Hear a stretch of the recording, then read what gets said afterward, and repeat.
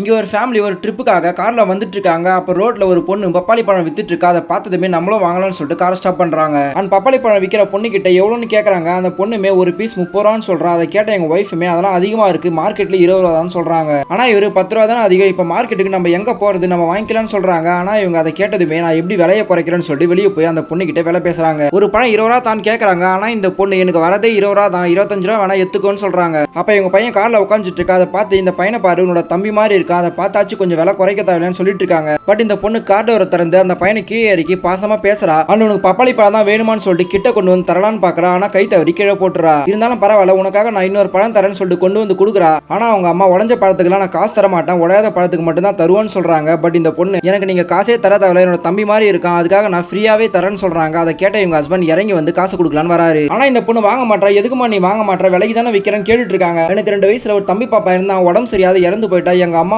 இறந்து போயிட்டாங்க. இப்போ எங்க அப்பா மட்டும் தான் என்ன வளர்க்குறாரு. ஸோ சொந்தங்களை ஒரு தடவை இறந்துட்டா அவங்க திரும்பி வரமாட்டாங்க. இந்த பையனுமே என்னோட தம்பி மாதிரி இருக்கான், அதனால தான் நான் ஃப்ரீயா கொடுக்குறேன்னு சொல்றா. அதை கேட்ட இவங்க ஒய்ஃப்மே கார்ல இருந்து ஒரு வெள்ளி செயினை கொடுத்து நீயே இதை வச்சுக்கோமா, தம்பியோட ஞாபகமா வச்சுக்கோன்னு சொல்லிட்டு அங்க வந்து கிளம்புறாங்க. அப்ப போகும்போது ₹10 விலை பேசிட்டு இருந்தா. ஆனா எப்படி ₹3000 மதிப்புள்ள அந்த செயினை கொடுத்தன்னு கேட்கறாங்க. அப்பதான் இவங்க அந்த பொண்ணு என்ன சொன்னான்னு கேட்டீங்களா, ஒரு தடவை சொந்தத்தை இழந்தா நம்மளால திருப்பி வர வைக்கவே முடியாதுன்னு சொல்லிட்டு இருந்தா. அதுக்காக தான் அந்த செயினை கொடுத்தேன், அதுக்காக எனக்கு ரொம்ப ஃபீல் ஆகுதுன்னு சொல்றா. இவருமே அந்த பொண்ணு சொன்னதை கேட்டு ஏதோ யோசிக்க ஆரம்பிக்கிறாரு. கொஞ்ச நேரத்துல காரை நிறுத்திட்டு இதோ வரேன்னு சொல்லிட்டு ஆப்போசிட்ல போய் அவங்க அண்ணனுக்கு கால் பண்றாரு. ஆக்சுவலா இதுக்கு முன்னாடி இவங்க அண்ணனுக்கும் இருக்கும் ஒரு இடம் பிரச்சனை கேஸ் போட்டிருப்பாரு. ஸோ அந்த கேஸ்லாம் நான் வாபஸ் வாங்கிறேன், அந்த இடத்தை நீங்களே எடுத்துக்கோங்கன்னு சொல்லிட்டு ஃபீல் பண்ணி சொல்றான். அவருமே அந்த இடத்த உங்ககிட்ட தான் கொடுத்துலான்னு இருந்தா. ஆனா நீ கேஸ் போட்டு பெரிய பிரச்சனை ஆகிட்ட.